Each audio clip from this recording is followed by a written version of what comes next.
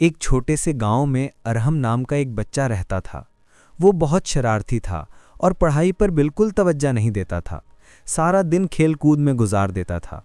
एक रोज़ उसकी माँ ने प्यार से कहा, बेटा अरहम, अगर तुम वक्त की कदर नहीं करोगे तो कल तुम्हें मुश्किलों का सामना करना पड़ेगा। अरहम ने हंसते हुए माँ की बात को नज़रअंदाज कर दिया। अगले दिन स्कूल में अचानक टेस्ट हुआ और हम कुछ भी ना लिख सका।